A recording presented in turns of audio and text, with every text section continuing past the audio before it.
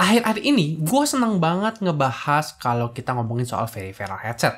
Karena dengan ngomongin WFH, bisa dibilang headset adalah salah satu peripheral yang menurut gue cukup penting kalau kalian kepengen main game, kepengen conference call, kalau misalkan punya mikrofon, dan juga mungkin untuk menikmati konten-konten media kalau kalian lagi bosen di rumah.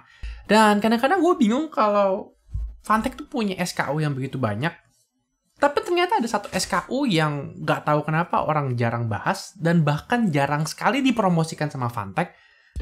Tapi ternyata punya kualitas suara yang bagus banget tanpa tampilan yang menurut gue bikin gue kayak terlalu cringe gitu loh. Dan kalau kalian tertarik kenapa gue minat banget sama barang yang satu ini, tonton terus videonya untuk tahu jawabannya.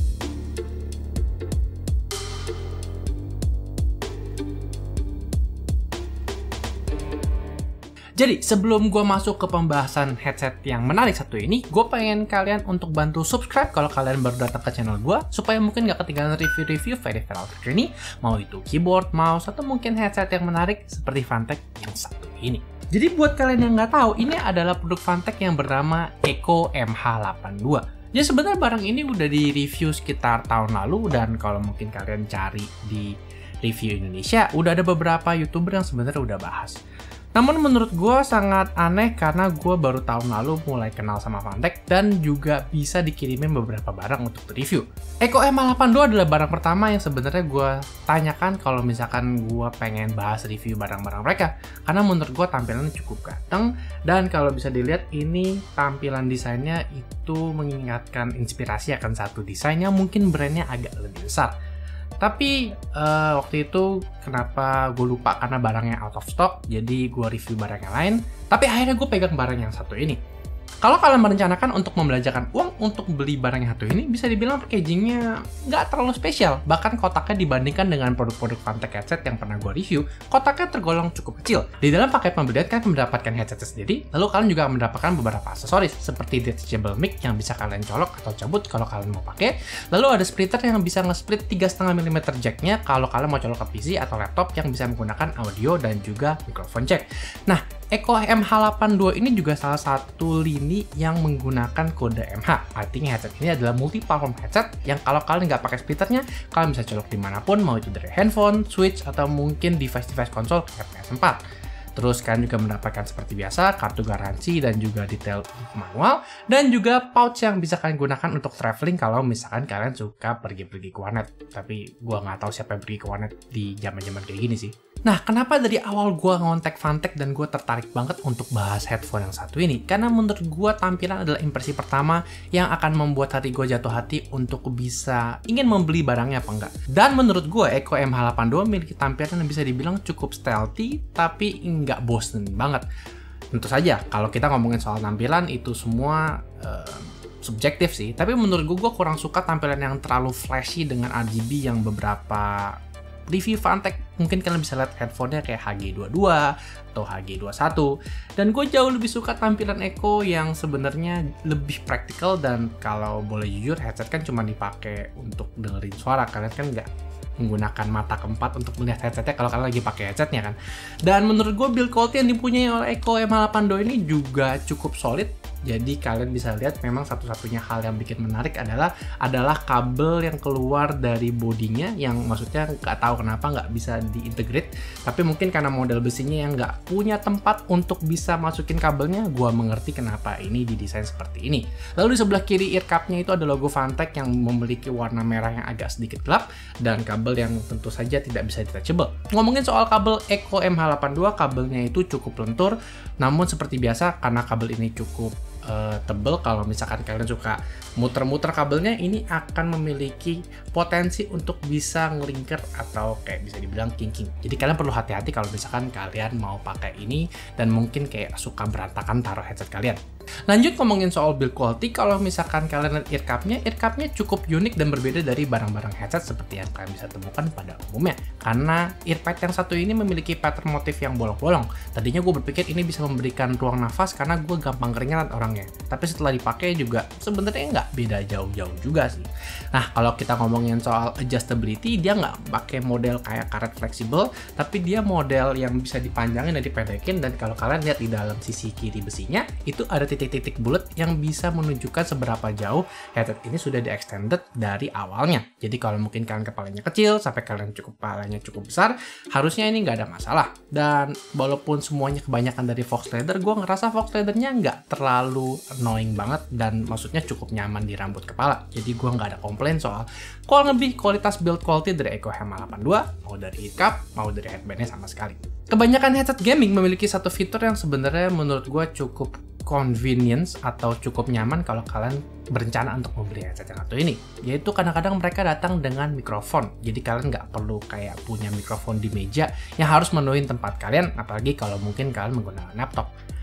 Masalahnya, gue agak skeptis kalau kita ngomongin soal mikrofon yang bisa dicabut. Karena biasanya suara yang bisa dihasilkan dari mikrofon detachable itu nggak sebagus kalau kalian mendapatkan mikrofon yang sebenarnya nggak bisa dicabut, model kayak Valor yang cuma bisa dinaikin ke atas. Tapi ternyata setelah gue tes, suaranya ternyata mengagetkan juga. Setelah gue mencolok headset ini ke PC gue dan mendengarkan hasil rekaman yang keluar dari mikrofon yang satu ini, gue cukup takjub. Karena kalau kalian mungkin menggunakan motherboard middle end seperti B450 Strix yang gue gunakan, kualitas suara yang dihasilkan dari Echo M82 ini nggak terlalu buruk. Buat perbandingan, kalian bisa dengar ini adalah suara mikrofon yang dihasilkan kalau kita menggunakan Valor M86 yang baru saja gue puji-puji beberapa minggu belakangan ini, dan menurut gue tetap menjadi salah satu posisi headset yang gue rekomendasikan kalau kalian hanya punya budget sekitar 200 ribuan. Tentu saja bukan kualitas mikrofon yang menarik gua untuk tertarik sama Echo MH821 ini, namun juga kualitas audio yang dimiliki oleh headset ini. Karena tentu saja headset kualitas utama yang paling penting adalah kualitas audionya, karena kalian akan pakai itu untuk konsumsi media, mau itu untuk main game, atau bahkan kalau kalian harus zoom berjam-jam sambil kalian harus work from home di rumah. Nah, menurut gua kalau kualitasnya kita bandingkan dengan Valor yang sudah gua review beberapa minggu yang lalu, kualitasnya memiliki kualitas suara yang jauh lebih all-rounder. Ingat ya, walaupun Valor memiliki suara yang bagus menurut gue di harga 200 ribuan, suaranya tetap menggunakan boosted voice yang menurut gue akan merusak beberapa suara kalau kalian dengar beberapa genre lagu. Dan memang suara ini jauh lebih kecil dan nggak boosted. Tapi yang bagus adalah di beberapa lagu yang kayak lagu jazz atau mungkin lagu pop, suara antara mix vokal dan juga instrumennya itu nggak nabrak satu sama lain. Jadi kalau mungkin kalian suka suara soundset yang jauh lebih kalem, atau mungkin suaranya yang nggak terlalu nabrak satu sama lain, Echo ini adalah headset all-rounder yang menurut gue bisa digunakan untuk menikmati beberapa genre lagu yang mungkin nggak bisa terlalu nyaman kalau kalian menggunakan Valor itu sendiri. Dan kalau misalkan kalian mau ngomongin soal gaming, gue rasa nggak ada masalah sama suaranya. Ya mungkin kalau kalian nggak gitu seneng sama suara yang agak terlalu kecil, mungkin nggak masalah sih kalau kalian pengen pakai Valor. Cuman masalahnya dengan clamping yang sebenarnya nggak terlalu lebih kencang, gue akan lebih prefer untuk membelanjakan lebih 100 ribu gue untuk bisa membelanjakan headset yang satu ini. Oke, jadi kualitas mikrofonnya bagus. Suara headsetnya kalau dipakai juga bagus. Masa sih barang ini nggak ada kekurangannya? Sejauh kalau gue melihat dari memandang sih, gue nggak melihat ada kualitas build quality yang terlalu bikin gue khawatir ya. Tapi kalau kalian denger di mikrofon, ada sedikit cackling kayak yang kalian bisa dengar kalau misalkan kalian flexing headsetnya. Ya, menurut gue sih ini minor sih. Maksudnya nggak ada orang yang kayak pakai headset kayak gini. Tapi kalau kalian mungkin punya postur kepala yang cukup besar, mungkin ketika kalian lagi clamping dan juga tutup, kalau misalkan kita ngomong soal umur, mungkin 1 tahun ke atas atau 2 tahun ke atas, ini mungkin bisa menjadi concern kalau mungkin kalian berencana untuk menjadikan ini investasi jangka yang cukup panjang lah. Tapi buat gue secara umum, gue nggak merasa ada kualitas yang kurang dibanding kalau kalian mungkin mau kontrol inline yang dimiliki oleh Valor. Karena Echo ini tidak memiliki kontrol volume untuk bisa gedein atau kecilin tanpa harus pencet ke software, atau mungkin harus mute mikrofonnya kalau mungkin kalian pengen kabur sebentar karena ada telepon mendadak.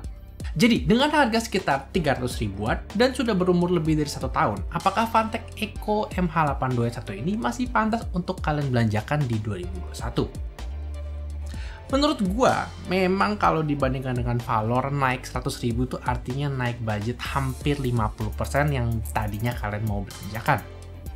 Tapi kalau memang kalian punya 100 ribu lebih dan kalian mau sabar untuk nabung, gua akan lebih rekomendasi untuk membelanjakan headset yang satu ini. Karena dengan clamping yang jauh lebih enak, suara yang jauh lebih all-rounder, dan punya kualitas seperti fitur detachable microphone dan juga aksesoris-aksesoris kayak pouch kalau mungkin suatu saat pandemi sudah selesai dan kita bisa traveling pergi kemana-mana.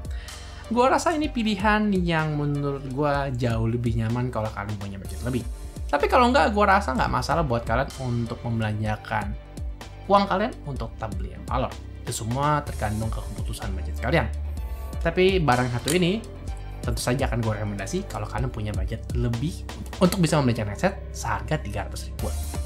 Jadi segitu kiranya review gue untuk Fantech Echo MH82. Kira-kira headphone budget apa lagi yang kepengen kalian review untuk di video selanjutnya? Jangan lupa untuk tulis di komen di bawah, dan juga kalian bisa kasih feedback kalau misalkan ada yang kurang kira-kira dari review gue atau mungkin tes yang harus gue lakukan.